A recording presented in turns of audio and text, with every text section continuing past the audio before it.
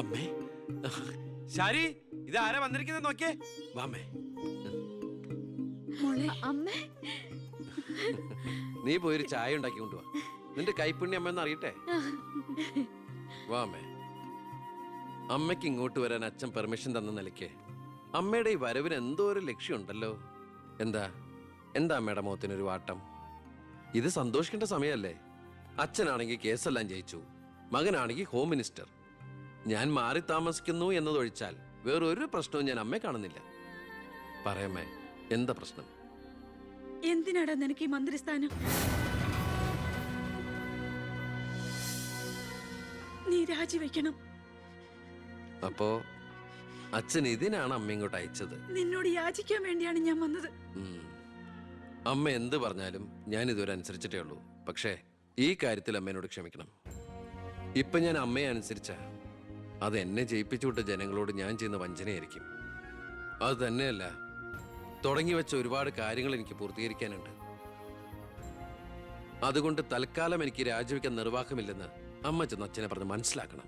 കുടുംബ ബന്ധങ്ങൾ മറന്ന് നീ മന്ത്രിയായിട്ടിരുന്ന നാട് നന്നാക്ക്. അച്ഛനെയും അമ്മയും നിനക്ക് വേണ്ടല്ലോ. അമ്മേ, ഞാൻ പറയുന്നത് നീ എന്നോട് മിണ്ടണ്ട.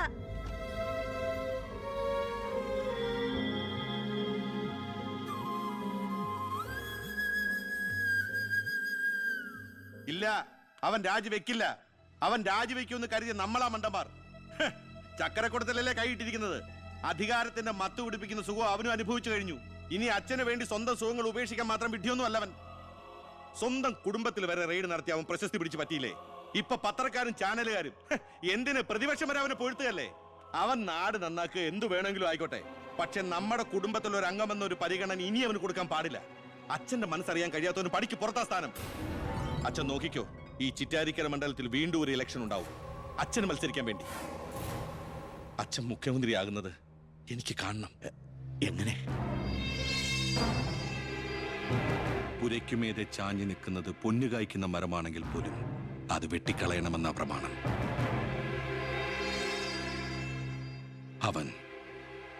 അവൻ ഇല്ലാതാകണം.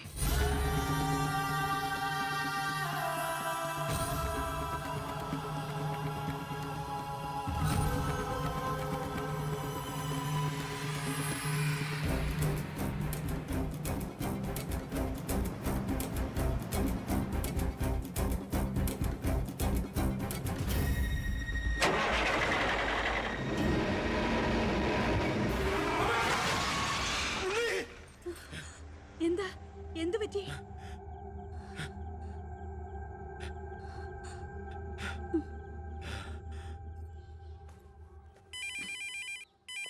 ഞാൻ എടുത്തോളാം. ഹലോ. ഉണ്ണി, ഉണ്ണി, ഉണ്ണി, നീ എന്താടാ ഒന്നും ഉണ്ടാത്ത്? അച്ഛാ,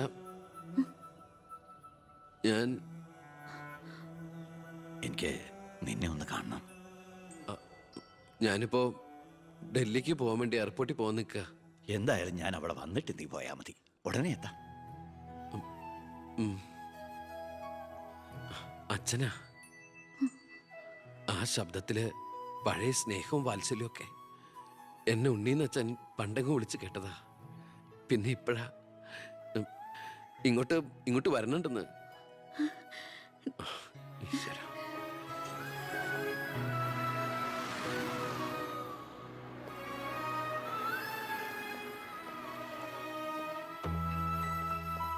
ഞാൻ കാരണം നിന്റെ യാത്ര ബുദ്ധിമുട്ടായി അല്ലേ? ഇല്ല, ഞാനത് അടുത്ത ഫ്ലൈറ്റിനാക്കി. ഓഹോ, വരൂ അച്ഛാ. പെട്ടെന്ന് കാണണമെന്ന് പറഞ്ഞപ്പോൾ നീ ഒന്ന് പകച്ചു. ഇനി എന്തിനുള്ള പുറപ്പാടാണോ എന്ന് ഓർത്തല്ലേ? അച്ഛൻ ഇനി ആർക്കും ഒരു തലവേദനയാവില്ല മോനെ. ചെയ്തു കൂട്ടിയതൊക്കെ തെറ്റാണെന്ന് മനസ്സിലാക്കാൻ വൈകി. ശ്രമിച്ചില്ല.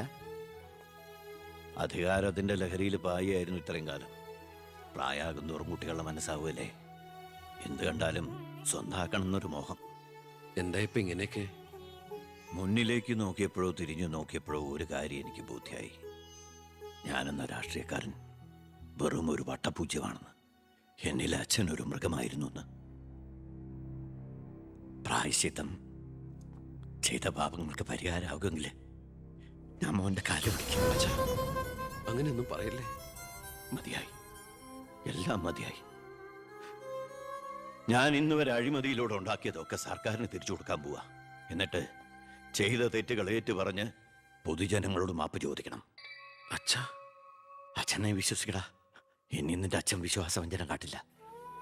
മതി, എനിക്കിത് മതി. ഞാൻ ആഗ്രഹിച്ച പോലെ ഒരു അച്ഛനെ ഈശ്വരൻ എനിക്ക് തിരിച്ചു തന്നല്ലോ. അറിഞ്ഞോ അറിയാതെയോ അച്ഛനെ ഞാൻ വേദനിപ്പിച്ചിട്ടുണ്ടെങ്കിൽ അത് ഇങ്ങനെ ഒരു അച്ഛൻ്റെ മകനായിട്ട് ജീവിക്കാൻ വേണ്ടിയിട്ടാ. ഇനി എൻ്റെ അച്ഛന് വേണ്ടി ഈ സ്ഥാനമാനങ്ങളൊക്കെ ഉപേക്ഷിക്കാൻ എനിക്ക് സന്തോഷമേ ഉള്ളൂ. വേണ്ടടാ, എനിക്കിനി മന്ത്രി ഒന്നും ആകണ്ട. നീ ആ ശരി. നിന്നെപ്പോലുള്ള ചെറുപ്പക്കാരാണ് ഇനി ഇവിടെ ഭരിക്കേണ്ടത്. അടുത്ത തലമുറ നിന്നെ മാതൃകയാക്കുന്നത് നിറഞ്ഞ മനസ്സോടെ എനിക്ക് കാണണം. എന്നിട്ട് ഇങ്ങനെ ഒരു മന്ത്രിയുടെ അച്ഛനായിട്ട് ഇനിയുള്ള കാലം അഭിമാനത്തോടെ എനിക്ക് ജീവിക്കണം. ആ മോളെ, വന്നു കയറിയ മഹാലക്ഷ്മിയെ ആട്ടിപ്പായിച്ചവനാ ഞാൻ. എല്ലാ സൗഭാഗ്യങ്ങളും നിങ്ങൾക്ക് ഈശ്വരൻ തരും. നന്നായി വരും. ഉണ്ണി, ഇപ്പൊ എനിക്ക് മനസ്സിന് എന്തൊരു സ്വസ്ഥതയാണെന്നറിയൂടാ. ഇനി എനിക്കെല്ലാം മറന്ന് സമാധാനമായിട്ട് ഉറങ്ങണം. വരട്ടേടാ. ആ, നീ ഡൽഹി യാത്ര കഴിഞ്ഞ് തിരിച്ചു വന്നാൽ ഉടൻ 2 പേരും തറവാട്ടിലേക്ക് താമസം മാറണം. മറ്റേ മോളെ. ആ,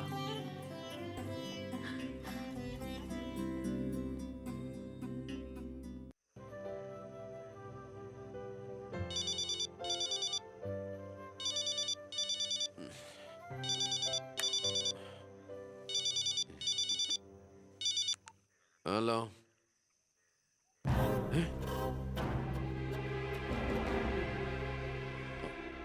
എപ്പോ?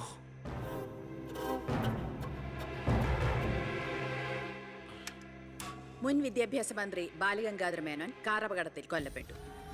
ആഭ്യന്തരമന്ത്രി ശ്രീ ബി കൃഷ്ണകുമാറിന്റെ പിതാവാണ് കൊല്ലപ്പെട്ട ബാലഗംഗാധര മേനോൻ. സംഭവസ്ഥലത്തു നിന്നും ലോറി ഡ്രൈവറും ക്ലീനറും ഓടി രക്ഷപ്പെട്ടു. മൃതദേഹം പോസ്റ്റ്മോർട്ടത്തിന് ശേഷം ചിറ്റാരിക്കരയിലുള്ള സ്വവസതിയിലേക്ക് കൊണ്ടുപോകും.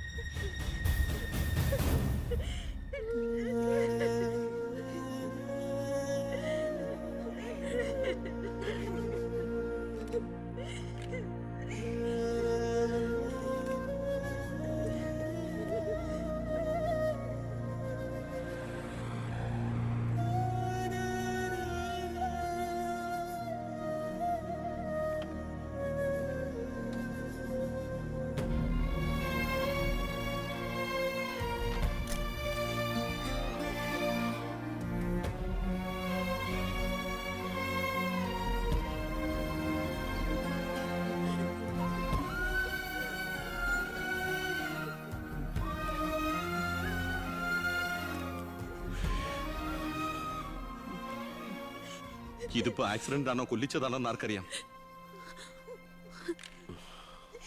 അധികാരം ഒഴിഞ്ഞു കൊടുക്കാതിരിക്കാൻ വേണ്ടി സ്വന്തം മകൻ തന്നെ കൊല്ലിച്ചതാണെന്ന് എല്ലാരും പറയുന്നേ. അയ്യോ,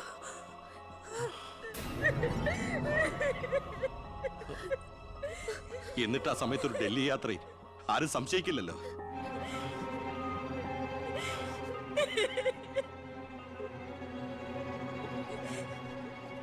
അമ്മേ, അച്ഛനേക്കാൾ വലുതാണോടെന്ന് എനിക്ക് അധികാരം, മന്ത്രിസ്ഥാനം.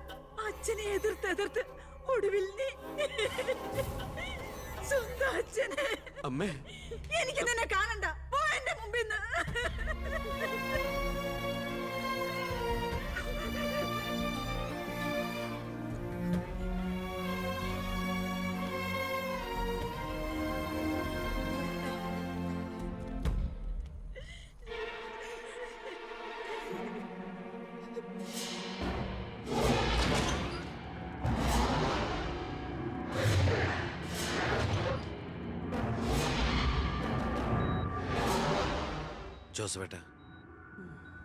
ജോസഫേട്ടൻ അച്ഛൻ്റെ കൂടെ എങ്ങനെയാ?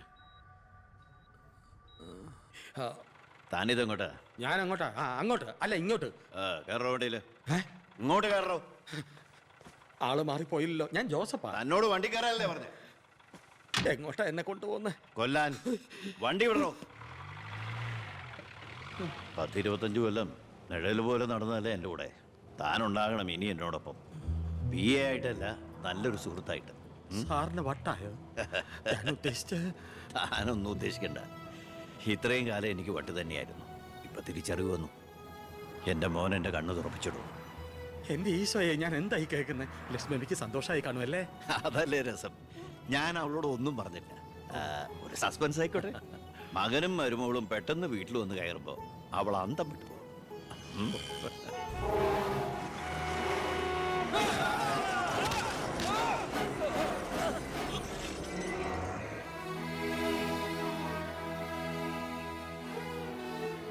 ആ ഇടിയിൽ ഞാൻ തെറിച്ചുപോയി.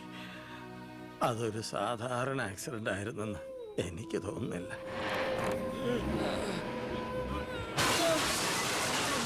അല്ലെങ്കിൽ പിന്നെ ആ ലോറി പിന്നോട്ടെടുത്ത ശേഷം പിന്നെയും കൊണ്ടുവന്നിടിച്ച എന്തിനാ?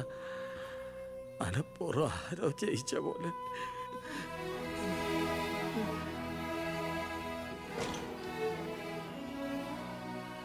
സർ, ഒരു കാര്യം, ആ ലോറി ഡ്രൈവറും കിളിയും ഒളിച്ചിരിക്കുന്ന സ്ഥലം കണ്ടുപിടിച്ചു. പക്ഷേ